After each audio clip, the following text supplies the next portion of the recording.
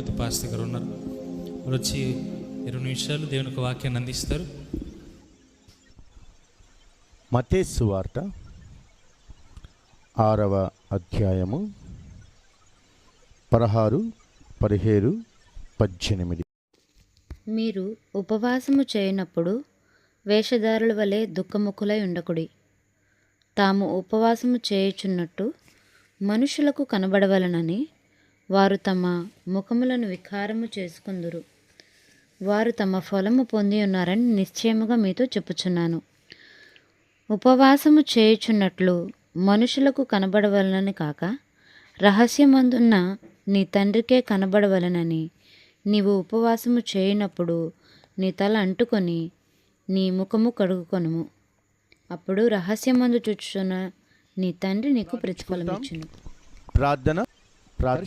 స్తోత్రములు దేవా, సర్వశక్తిమంతుడైన దేవా, ఈ దినమున మాతో నీవు మాట్లాడడానికి నువ్వు ఇచ్చిన కృపను బట్టి నీకు వందనాలు. యా శ్రేష్టకరమైన సమయమును బట్టి నీకు వందనాలు. ఈ యొక్క 4వ రోజు అయ్యా, ఈ రకంగా తండ్రి ఉపవాసం ఉండడానికి చేరొచ్చిన బిడ్డల్ని జ్ఞాపకం చేసుకోండి. అయితే ఈ ఉపవాసములో మాకు నేర్పించవలసిన కొన్ని విషయాలు మాకు నేర్పండి. మీ మాటలు మా హృదయాలలో ఫలించి అనేకులని ఇదిగో యేసయ్య ఉపవాసముతో ఇదిగో యేసయ్య నీ సన్నిధానికి కొంతమంది ఆత్మలైన చేర్చడానికి శక్తిని బలమును మాకు దయచేయమని యేసు నామములో అడిగి వేడుకుంటున్నాను పరమ తండ్రి, ఆమేన్. హల్లెలూయా. దేవునికి మహిమ కలుగును గాక. ఇక్కడ చూసినట్లయితే ఉపవాసము అన్నప్పుడు, ఉపవాసం అంటే వాసము, ఉప అనగా దేవుడు, నివాసం దేవునితో సహవాసం. ఈ ఉపవాసము లేకపోవచ్చు అనంటే ఇంట్లో కొన్ని విషయాలు మనల్ని ఆటంకపరచవచ్చు. అయితే దేవుని సన్నిధానం అయితే మాత్రము, దేవుని సన్నిధానంలో ఏముంటుంది? దేవుని స్తుతి, ఇంకా ప్రార్థన, ఇవి తప్ప ఇంకేమి ఇక్కడ మనం ఉండగలుగుతాం. ఇక్కడ మనము ఉపవాసం చేయగలుగుతాం. దేవునితో సహవాసాన్ని దేవునితో అంటుకట్టి. మోషే 40 రోజులు ఎక్కడున్నాడు? కొండపైన దేవునితో గడిపాడు. మోషే 40 దినములు 40 రాత్రులు దేవునితో గడిపినప్పుడు ఆయన ఆ ఉపవాసమై ముగించుకొని బయటకు వచ్చినప్పుడు మోషే ముఖమును చూడలేకపోయాడు.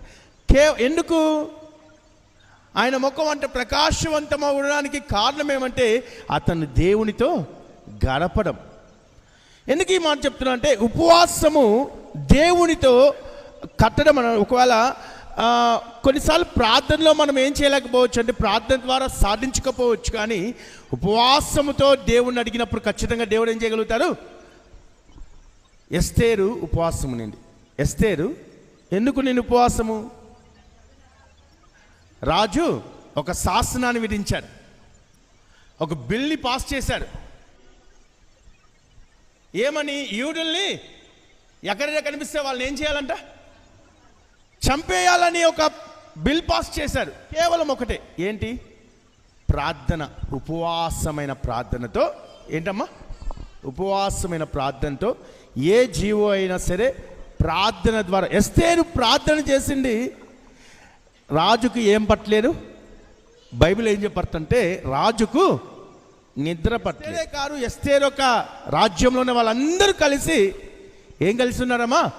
ఉపవాసముతో ప్రార్థన చేసినప్పుడు అక్కడ ఒక దేవుడు అద్భుతాన్ని, యోనా 1వ అధ్యాయము 2వ వచనం ఏమ, నినివే పట్టణము దేవుని దృష్టికి ఎలా ఉంది? దోషము నా దృష్టికి ఘోరమాయను గనుక నీవు లేచి నినివే మహాపట్టణమునకు పోయి దానికి దుర్గతి కలుగునని ప్రకటింపుము. హల్లెలూయా. వాక్యం చెప్పండి, దేవుని దృష్టికి నినివే ఎలా కనబడినంట?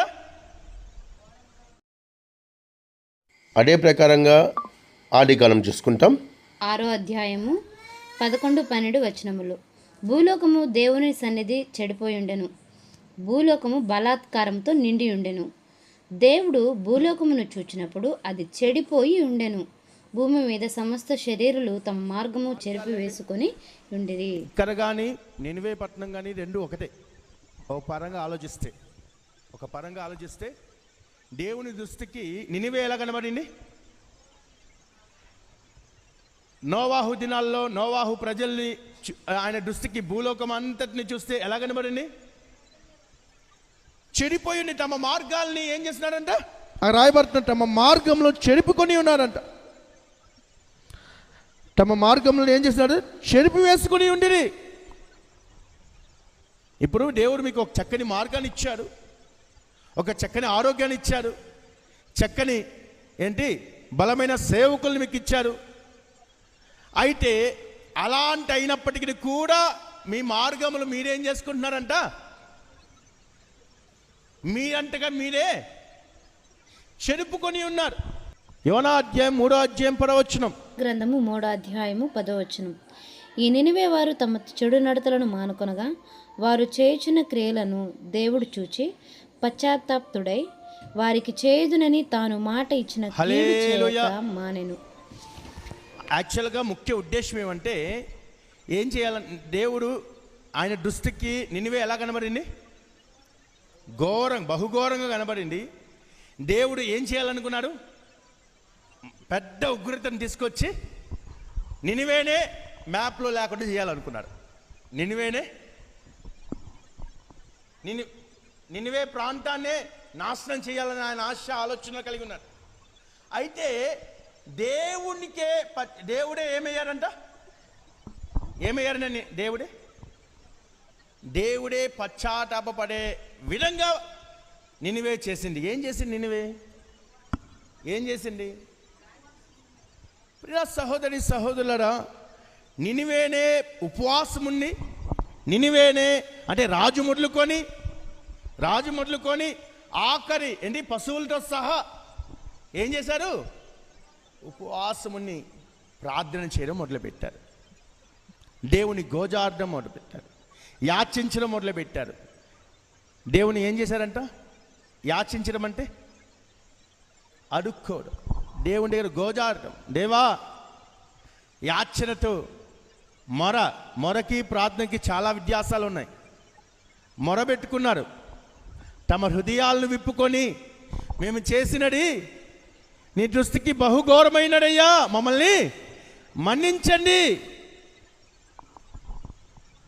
ప్రియ సహోదరి సహోదరులరా, ఇదే మాట నోవాహు ఏం చేశారు? ఆ ప్రజలకి తెలియజేసినప్పుడు వాళ్ళ హృదయాలలో ఏం కలగలేరు, వాళ్ళ ఆలోచనలు ఏం కలగలేరు, వాళ్ళ తలంపుల్లో ఏం కలగలేరు, పశ్చాత్తాపం కలగలేరు. దేవునికి ఇంకా కోపం పుట్టించబడినది. దేవుడు ఛాన్స్ ఇస్తాడండి. ఎలా ఛాన్స్ ఇస్తాడంటే, నోవాహుకి ఏం చేయమన్నారు? ఏం చేయమన్నారు? ఓడను తయారు చేయమన్నారు. ఓడ తయారు చేసేటప్పటికి నోవాహుకు ప్రజలకి చెప్తుంటారా చెప్పండిరా? అప్పుడు ఏమనుకున్నారు ప్రజలు? పిచ్చోడు, వర్షం ఎప్పుడు అప్పటి నుంచి లేవు, ఇదేమో వర్షం పడుతుంది అంటున్నారు.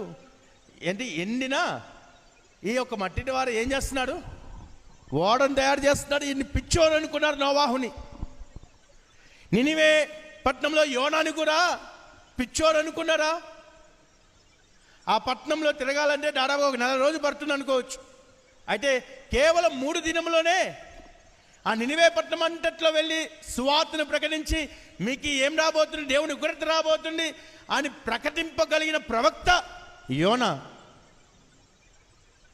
ఈ ప్రకటింపగలిగిన యోనా ప్రకటించిన ఆ మాట రాజు చెవున వినబడగానే రాజుతో సహా ఒక సహోదరులరా, దేవుని రాకడా సమీపంగా ఉంది. ఆ కలువారి శిలువలో ఆయన మన కోసం చనిపోయి తిరిగి లేచి పునరుద్ధానమై ఉన్నారు. అవునా? ఎందుకు? కేవలము నీవు నేను రక్షణ మార్గంలో రావాలని. మళ్ళీ ఎలా రాబోతున్నారన్నాడు ఆయన? ఎలా రాబోతున్నారన్నాడు? అప్పుడైతే కరుణామయుడయ్యా, దయామయుడయ్యా, నువ్వు కరుణామయుడయ్యా, నువ్వు చాలా గొప్పవాడవయ్యా, నీ పాపాలను ఒప్పుకోవడానికి విడిచిపెట్టడానికి సమయాన్ని ఇచ్చారు. ఓడ కట్టడానికి సమయం ఎలా ఇచ్చారు? నినివే ప్రాంతంలో ప్రకటించడానికి యోనాకు ఎలా సమయం ఇచ్చారు? ఈ దినాన నీకు నాకు కూడా కొన్ని సమయము కలదు. ప్రకటన 1వ అధ్యాయం 3వ వచనం చెప్పిన ప్రకారంగా సమయము సమీపించినది అంటే సమయము అయిపోయింది. అయ్యా అర్థమవుతున్నా మాటలు? సమయము అయిపోయింది, ఫినిష్డ్. నువ్వు ఆ సమయాన్ని తిరిగి తీసుకురాలేవు. ఆ సమయాన్ని తిరిగి తీసుకురాలేవు. ఆ సమయం ఉండగానే మాట ఉంటుంది, నీ ఇంట్లో దీపం ఉండగానే నీ ఇల్లుని చక్కబెట్టుకో. సమయం ఉండగానే నీ కుటుంబాన్ని కట్టుకో, నీ ఇల్లుని చక్కబెట్టుకో, నీ భర్తని ప్రభు సన్నిధికి నడిపించు, నీ పిల్లల్ని ప్రభు సన్నిధిలో పెంచు, నీ దైవజనుడు చెప్పిన ప్రకారంగా బైబిల్ వాక్యాల్ని ధ్యానించు. ఎందుకంటే నేను సేవకులు వీలు గారు, మీరు పెరగాలంటే వాక్యాన్ని అందువల్ల వాక్యమే ఆధారము, వాక్యమే. అందుకోసం ఎందుకు ఉపవాసం ఉండాలంటే మన ఉపవాసం ఉండి చేయవలసిన ప్రాముఖ్యమైన మాట ఏం తెలుసా? యూదా పత్రికలో 23వ వచనంలో ఉంటున్న మాట ఏంటి? యూదా పత్రికలో 23వ వచనం ఏం చెప్పబడింది? అగ్నిలో నుండి లాగినట్టు కొందరినైనా నీవు చేయవలసిన ఉపవాసము అగ్నిలో నుండి లాగినట్టు కొందరినైనా రక్షణ మార్గంలో నడిపించాలంటే నువ్వు ఉపవాసం ఉండవలసినదే.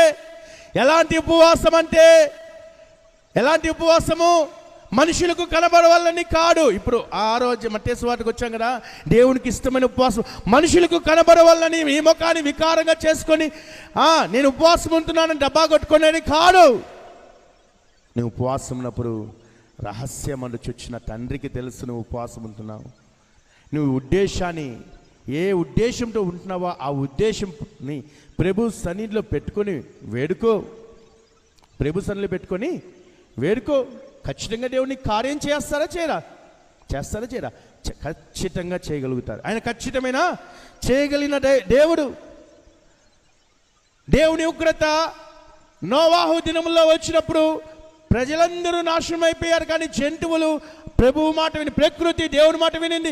అయితే ఈ దినమున నీవు నేను నినివే ప్రాంతంలో దేవుని మాట ప్రకటించినప్పుడు నినివే ప్రాంతము దేవుని మాట విని దేవుని ఉగ్రత నుండి తప్పించబడినట్టు ఈరోజు నీవు నేను దేవుని ఉగ్రత రాబోతున్నది అని రాకడా సమీపంగా ఉన్నది. నేను త్వరగా వచ్చున్నాను. I'm coming very soon. నేను త్వరగా వచ్చుచున్నాను. ఖచ్చితముగా వాని క్రియ చొప్పున వానికి ఏం దాచబడి ఉంది? ఏం దాచబడి ఉంది? జీతం దాచబడి ఉన్నది. నా యొద్ద ఏముంది? మీకు ఇవ్వవలసిన జీతం ఉంది. నువ్వు చేసిన క్రియకు, నువ్వు చేసిన మాటకు, నువ్వు ఉండవలసిన ఉపవాసానికి, ప్రతి వాటికి లెక్క ఉంది, తీర్పు ఉంది. ప్రసంగిలో అంటాడు కదా, నీ ఇష్టము చొప్పున ప్రవర్తించు, తిను, త్రాగు, నీ ఇష్టం. అయితే వీటన్నిటిని బట్టి నిన్ను ఎక్కడికి? తీర్పులోనికి తీసుకొచ్చిన జ్ఞాపకము తెచ్చుకో. ఎక్కడికి తీసుకొస్తారని? తీర్పులోకి. ఆయన జన్మించారు, ఆయన చనిపోయారు, ఆయన తిరిగి లేచారు, ఇవన్నీ మనకు తెలిసినదే. అయితే కమింగ్ సూన్ ఆయన తిరిగి రాబోతున్నారు.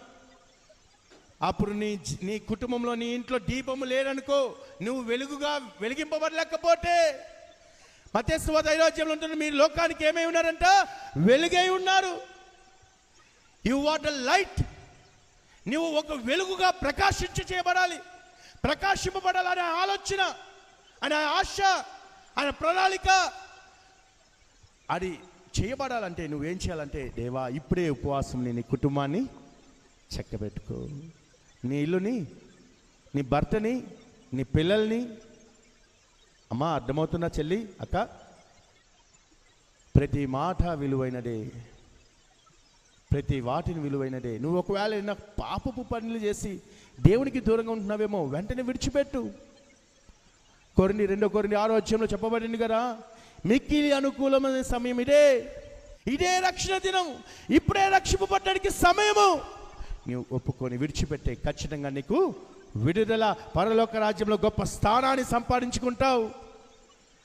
అది మనకి శాశ్వతమైన స్థానం. ఇది కాదు, ఇది తాత్కాలికమైన స్థానమే. అది శాశ్వతమైన స్థానం. అది నీ కోసం ఏర్పరచబడినది. ఆయన చెప్తున్నాడు కదా యోహాన్, మీ హృదయములను కలవరపడనీయకుడి, దేవుని యందు విశ్వాసం ఉంచుచున్నారు, నా యందును విశ్వాసం ఉంచుడి, మీకు స్థలం సిద్ధపరచ వెళ్ళుచున్నాను. కలవరపడనీయకుడి, మీకోసం నేనేం చేస్తున్నాను? స్థలము సిద్ధపరచడానికి వెళ్తున్నాను. మీరు ఏం చేసుకోవాలి? సిద్ధపడాలి. సిద్ధపడి ఆయన రాకడ కొరకు ఎదురు చూసే వ్యక్తిగా ఉండాలి. ఆయన రాక కొరకు కనిపెట్టుకునే వ్యక్తిగా ఉండాలి. ఆయన రాక కొరకు ఏం చేయాలంట? భయభక్తులు కలిగి ఎదురు చూసే వ్యక్తిగా ఉండాలి. భయపడే వ్యక్తిగా ఉండకూడదు. ఒకవేళ భయం నీలో వస్తుందంటే నువ్వు ఇంకా ప్రార్థనలో ఎదగాలి, ఇంకా ఉపవాసంతో దేవుణ్ణి గోజారాలి. నినివే చేసిన నినివే అదే ప్రకారంగా నోవాహు దినం రెండు ఒకే, కానీ అక్కడ ఏమొచ్చింది? ఉగ్రత వచ్చింది. ఇక్కడ ఏమొచ్చింది? ఉగ్రత తప్పించబడింది. ఉగ్రత వచ్చింది చూసాము, ఉగ్రత తప్పించబడింది చూసాము. ఉగ్రత వచ్చిన స్థలంలో నీవు ఉన్నావా, తప్పించే విడే స్థలంలో నువ్వు ఉన్నావా అనేది నిర్ణయము నీ చేతిలో. నిర్ణయం ఎవరి చేతిలో? మన చేతిలో. ఇటు వాక్యం దేవుడు దీవించునుగాక. ప్రార్థించుకుంటాం. పరిశుద్ధుడా, సర్వశక్తిమంతుడైన యేసయ్యా నీకు వందనాలు. బలమైన కార్యాలు చేయగలవాడా, అద్భుత కార్యాలు చేయగలవాడా, నిన్న నేడు ఏకరీతిగా ఉంటున్నవాడా, అనువాడా, అబ్రహాము దేవా, ఇస్సాకు దేవా, మా మధ్యలో నివాసానికి కారకుడా యేసయ్యా నీకు వందనాలు. గొప్ప కార్యాలు చేయగలవాడా, ఈ 4వ రోజున దేవా బిడ్డలుంటున్న ఉపవాసాన్ని బలపరచండి అయ్యా. ఇదిగో నీ రాకడ త్వరగా రానే ఉన్నది. మమ్మల్ని మేము సిద్ధపరచుకోకుండా అయ్యా, మమ్మల్ని మేము సరి చేసుకోకపోతే నీ రాకడలో యేసయ్యా మేము ఎట్టబడే గుంపులో మేము ఉండలేము. జ్ఞాపకము చేసుకోండి దేవా, ప్రతి ఒక్క బిడ్డని జ్ఞాపకం చేసుకోండి. సిలువ చట్నం మరుగుపరచండి దేవా. ఈ యొక్క కార్యక్రమాన్ని చూస్తున్న ప్రతి ఒక్క బిడ్డని జ్ఞాపకం చేసుకోండి. వారి జీవితాల్లో వెలుగుని నింపండి అయ్యా. వారి జీవితంలో అద్భుతము చేయబడునుగాక. వారి కుటుంబంలో అద్భుతాలు చేయబడునుగాక. గొప్ప అద్భుతాన్ని వాళ్ళు చూడబడునుగాక. అక్కడ త్వరగా రానే ఉన్నది కనుక కృప చూపించి మీరు చుట్టూ కంచేసి కాచి కాపాడు. నజరేయుడైన యేసు క్రీస్తు నామములో అడిగి వేడుకొంచున్నాము తండ్రి.